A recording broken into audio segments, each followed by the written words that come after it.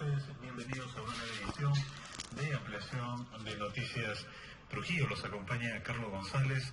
Hoy viernes 29 de marzo. Ya estamos listos para comenzar con las entrevistas del día con los protagonistas de la información regional.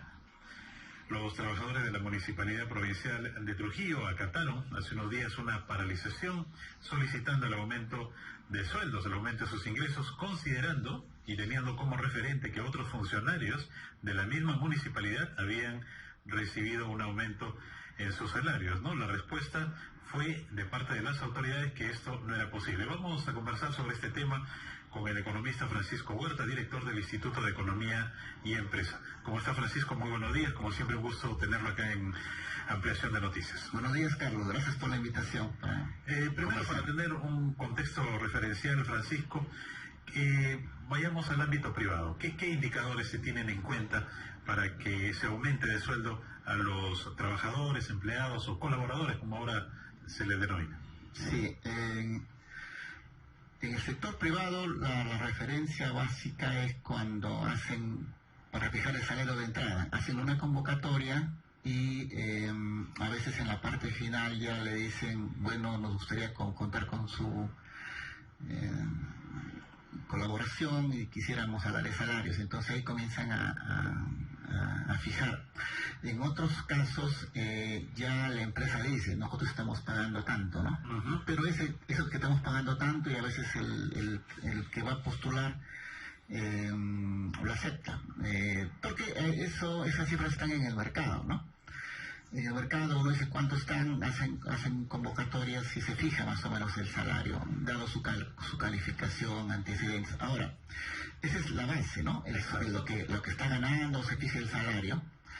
El otro es la variación. Pero ya de los que ya tienen tiempo trabajando ahí, lo que tienen en cuenta es normalmente la productividad del trabajador, y eso debe reflejarse en el rendimiento.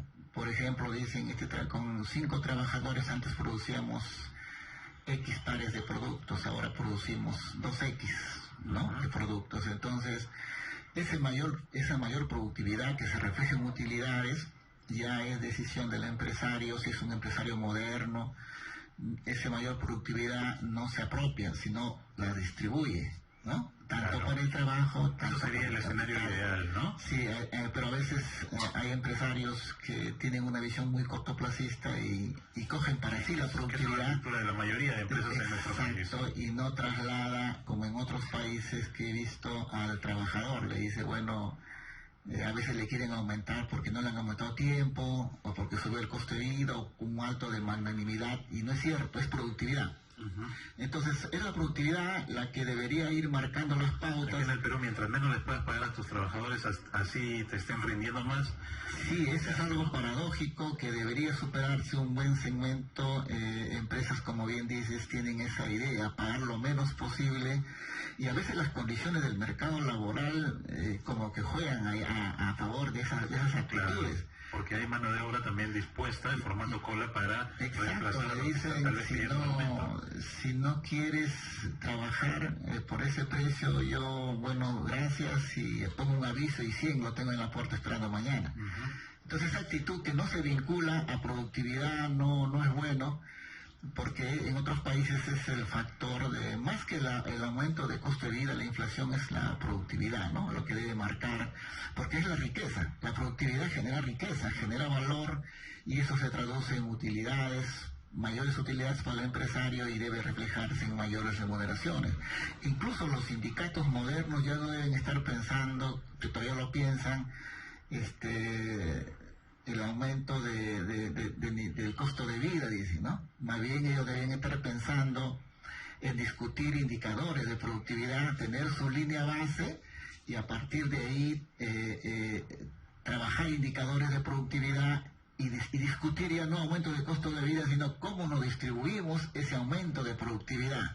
Una parte se reflejará en menos precios para los consumidores, beneficio; otra parte se reflejará en más utilidades, pago más impuestos y más remuneraciones. Eso se distribuye. Y a la larga sale todo ganando, el empresario, los trabajadores y también el mercado. mercado. Porque es más claro, más transparente y más incentivador. Uno sabe que si trabaja más, se esfuerza, hay un indicador que está mirándose la pantalla, que va subiendo, y él sabe que va a significar mayores utilidades. Y eso no solo es mayor utilidad, sino mayor felicidad en el trabajo, porque se sienten de que forman parte de algo, ¿no?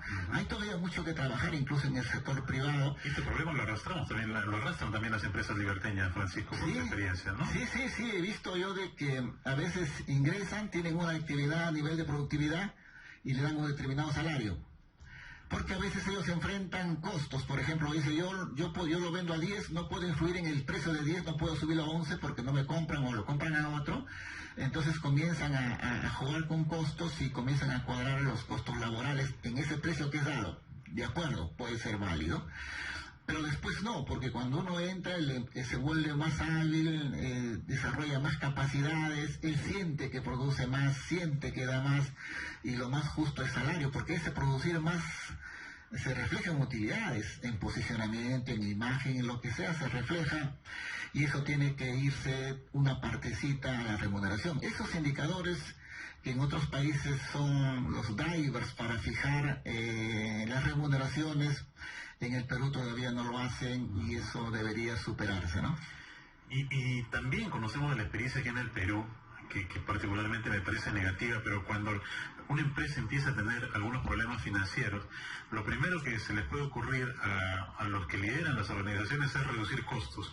Y cuando quieren reducir costos, lo primero que hacen es sacar a los empleados o bajarle el sueldo a los empleados. Sí, eso hacen siempre. A veces en realidad el trabajador debería estar en la primera fila, porque es el que genera valor. Claro.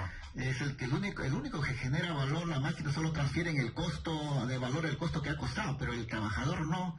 Entonces, un trabajador bien motivado en un ambiente laboral rinde, y bastante bien, la evidencia lo dice.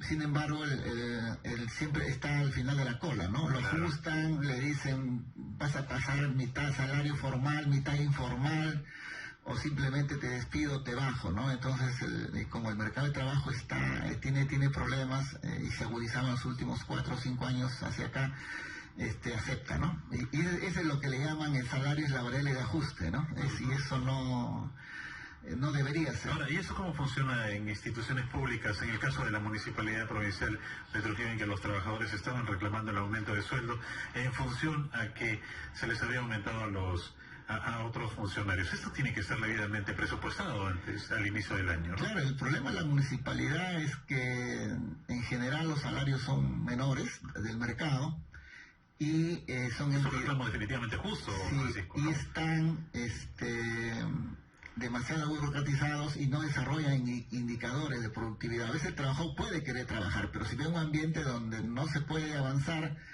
y no se mide bien su contribución, entonces eso genera desencanto, ¿no? Y ese es por un lado. Por otro lado, las municipalidades, en el caso de Trujillo, no han aumentado su base de ingresos.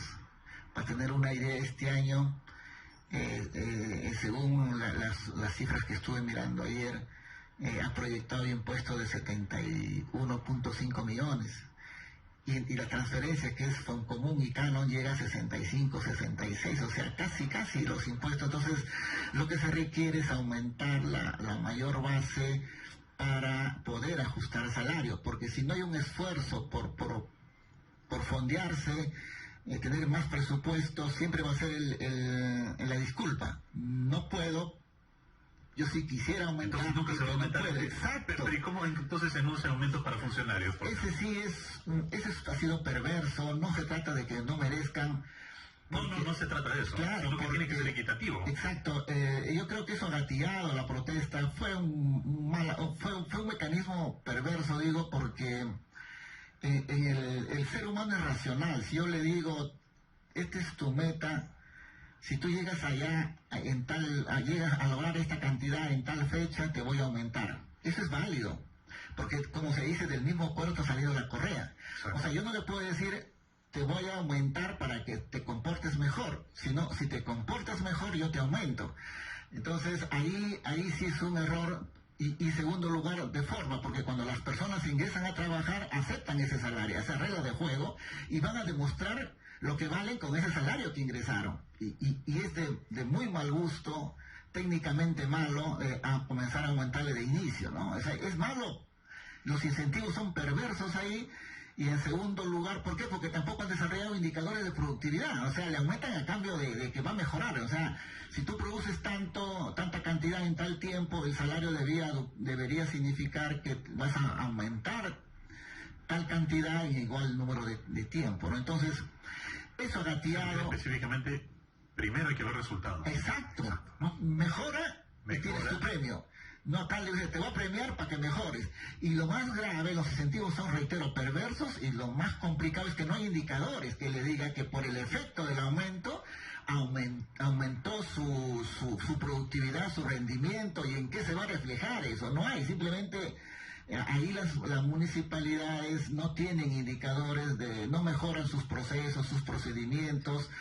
No hay métricas que le digan tanto vale, ¿no? O sea, no hay, simplemente se favorece porque favores políticos, etcétera, ¿no? Pero no ha sido una medida buena, sin duda alguna, sin que decir que no merezcan, que los salarios son bajos. Los salarios son bajos con respecto a algo, ¿no? O sea, no es bajo o alto absoluto, pero no ha sido bueno, y parece que eso ha gatillado el reclamo de los trabajadores que parecen apropiados por el nivel de vida.